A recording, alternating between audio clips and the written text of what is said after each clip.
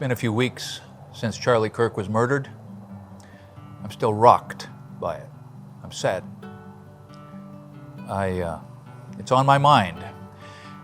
And chief among the things that have been on my mind as I have been processing and talking to my friends and listening to the voices is, what can I learn from this? What can we learn from this? Specifically, things that we can learn from Charlie Kirk. Not so much from a political perspective, so you don't have to click out yet, even though this is unavoidably drenched in politics, isn't it? It's unavoidably drenched in politics because of the nature of the assassination and the nature of the man, but rather from the perspective of what it means to be human in the best sense.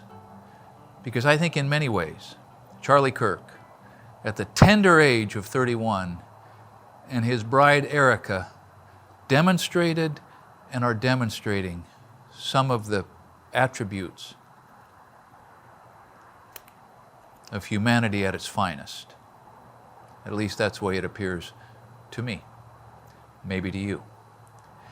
So, as I've been thinking about what I could say to communicate how I feel and whether or not how I feel is significant enough to make a video about it,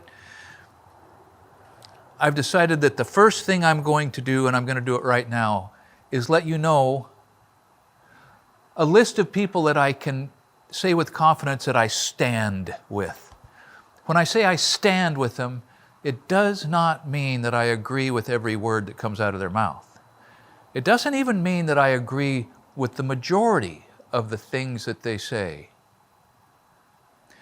What it means is that they appear to me to be people who are willing to listen and who are willing to give and take in a dialogue with other people, and not necessarily slam the door the first time the other person says something that on the face of it violates a closely held tenet of their worldview. Because God knows there's a lot of that. So I stand with Charlie Kirk and John Fetterman. I stand with Thomas Massey and Bill Maher. By the way, Bill Maher, I think I've seen him changing to be more agreeable in conflict, maybe, and less prone to ad hominem attacks. And while I don't necessarily think he's as logical all the time as I would like him to be, from my perspective, doggone it, I can listen to him even if his voice is a little bit whiny. You're all right, Bill. Amy Coney Barrett and Anna Kasparian of the Young Turks.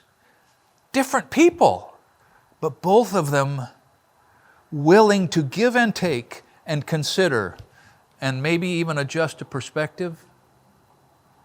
I stand with Victor Davis Hanson and Michael Schellenberger.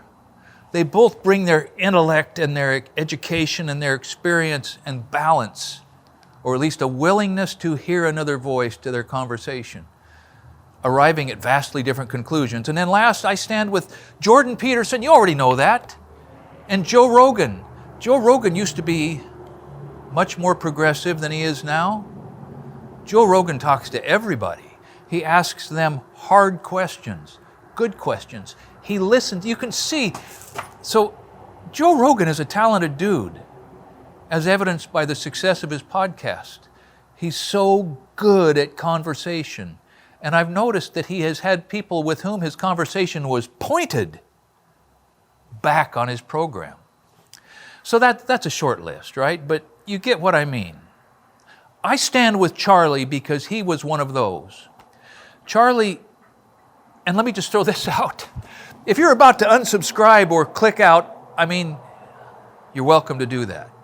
Obviously, I have considered that some significant number of you will, but if you are, you've already missed the point of what I'm trying to articulate.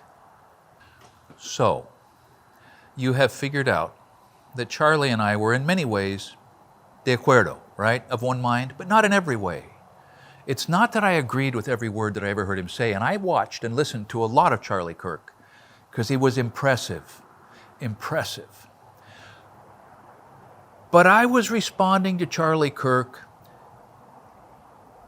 among other reasons, because when he was engaging with other people, he was engaging first to understand and then to respond, rather than engaging in order to respond without regarding whether or not he understood.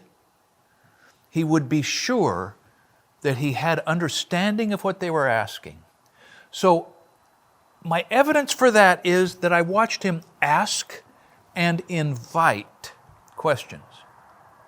Now, not many people do that in situations of debate. Ask and invite.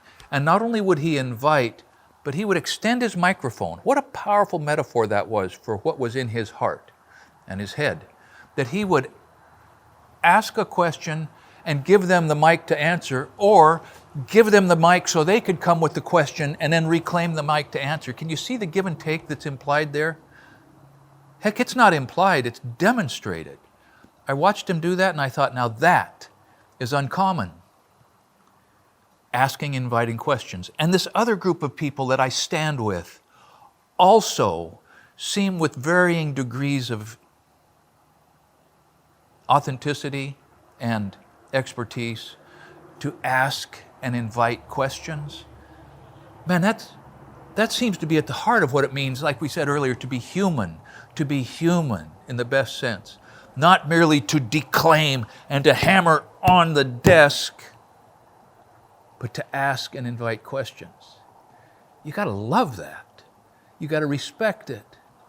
And hopefully, when you run across someone who does that, you can open your mind to entertain what is going on within that person, that they have that kind of a confidence in dialogue.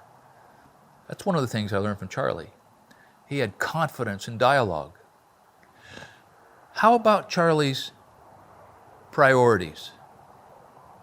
They were never a secret. And Erica doubled down on them again and again in her remarks. And if you didn't listen to her remarks at that memorial service, you've just got to do it. I've never seen or imagined anyone in that situation, widowed a week before, 2 little kids, talking to 100,000 people present and millions watching her on the screen. She doubled down on this again and again, that his priorities were first God. First God. Now, whether you're an atheist or not, you've got to be able to understand that first allegiance to something larger than yourself enlarges a person. We may talk more about that. First God, second family, third country. That was the metronome of his life. You know what a metronome is, right? In music, it establishes the beat. It's a perfectly regular meter. It establishes the meter of the music. It was the metronome for his life.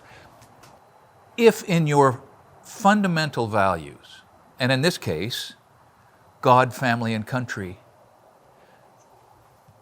you are not balanced, you're not focused, if you haven't kept track of these fundamental, the three of a 3-legged stool, the 3 legs of happiness, if you haven't kept those in proportion, then chaos is going to loom. Now, chaos comes in every life, but when your life becomes chaotic, if you ask yourself, how am I as pertains to God and to family and to country, you're probably going to find a way to manage the chaos better, because that's probably where it's coming from. At least this is a way that I can sort of expand on these powerful fundamental values as barometers of risk in life. And Charlie was in balance, and Erica testified to that over and over, and it cemented it for me. Maybe it can cement it for you, perhaps most powerfully because of what she said in support of how he lived. So, Charlie and the other people that I stand with, but especially Charlie, seem to always be in pursuit of truth. And truth, of course, truth is the thing that we argue about. The nature of it, what it is. It always amazes me, but there are people whose worldview seems to oppose the concept of truth itself. Well, that's chaos. But that was not Charlie. Charlie was very clear about truth, not based on the fact that that's what he thought, but based on history, long history, medium range history, short history. He had a lot of that at his recall. Based on evidence, scientific evidence, social evidence, historical evidence, the evidence of our eyes and of our senses, evidence, and his experience, and the experience of others, as recorded in journals and biographies and autobiographies. These are ways to arrive at truth. And as enfolded in Scripture, he had a lot of Scripture at his command. He could quote, he could bring it to the party. But he was not limited to just Scripture. It occupied the appropriate position. Man, I admired that. We're going to miss it. Another place that Charlie was powerful was in his insistence on accurate definitions of terms. He would hand the mic to somebody. They would say or use a term or make an assertion, and he would say, "What do you mean by X, Y, or Z?" And he would obligate them to give a definition to something that they may have thrown out carelessly or loosely. And it would focus the conversation. And it would give an opportunity to understand each other. Man, I can learn from that. Maybe you can learn from that. That accuracy in speech has to precede, is going to reflect accuracy in thinking. And conversely, accuracy in thinking is going to manifest as accuracy in speech. And so loose rhetoric, loose speech is loose thinking. It's not critical thinking. Charlie modeled courage under fire. Charlie would go into environments on campuses knowing he was at risk. Knowing he was at risk.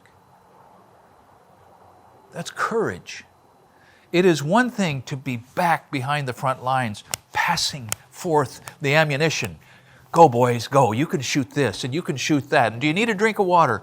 It's quite another to be on that front line where the rubber is meeting the road. And that's where he was.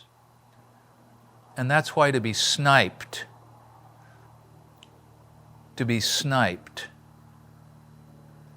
by a young man who was bringing nothing of value to the table in his life, and instead was disappointing God, family, and country. That's a bitter irony. One of the bitter ironies. But then we go back to Erica's speech, where she, in the middle of this travail of bringing forth these most intimate thoughts in a most public setting, was willing and able to declare that she forgave him. Now, what that means in the reality of her heart will be whatever it is over time and is between her and God. But to be able to even articulate that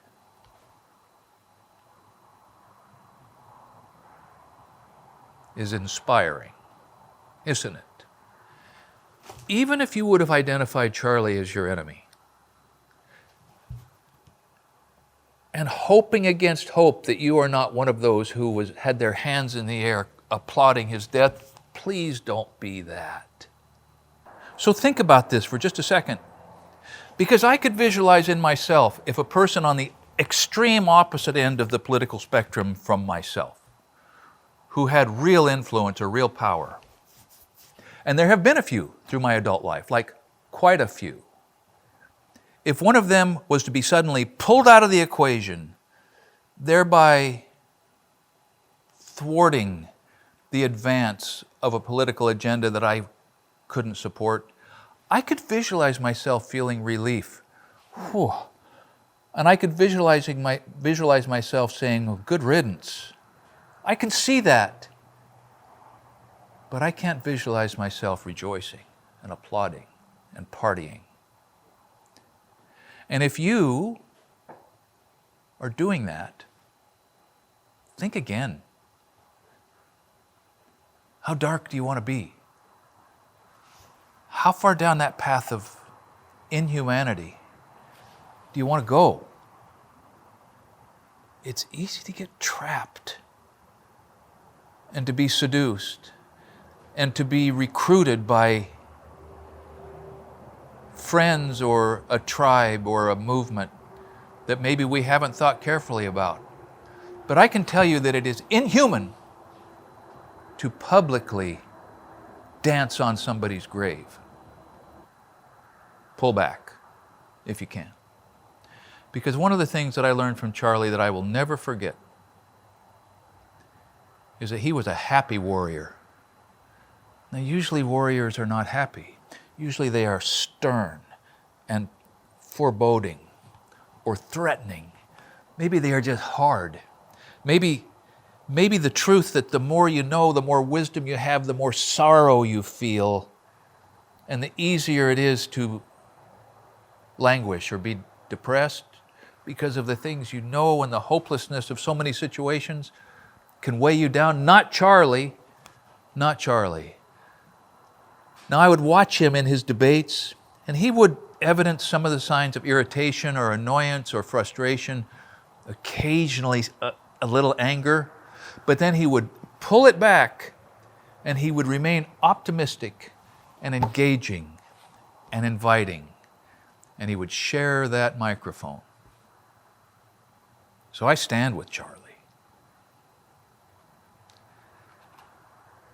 And I will always be thunderstruck by Erica. Whatever she needs to do as the mother of those children, whether she can continue with Turning Point USA, who knows how her life will unfold, but I will never stop being amazed by what she demonstrated. So there are some things we can learn. And when you run across someone, wherever they are on the political spectrum, who can enter into dialogue effectively and disagree passionately and leave the party with their arm around the shoulder of the person they had been disagreeing with and engage with that person again at lunch, and maybe they argue again, and maybe they just share anecdotes of their lives. We share anecdotes of our lives. Why is it so easy to make non-people out of the people that we don't agree with perfectly? That is one of the real weaknesses of human nature. But human nature has some strengths too. And I think a pretty large proportion of those strengths were manifest in the life of Charlie Kirk and will be manifest in Erica's life. And Charlie has become, for me, a symbol of the concept of the free and open exchange of ideas upon which civilization depends. And so God bless you, Charlie Kirk.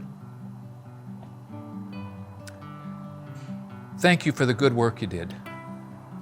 And God bless you, Erica, as you raise those children and you continue what you can continue of the great work your husband started. Thanks for watching Essential Craftsman. And keep up the good work.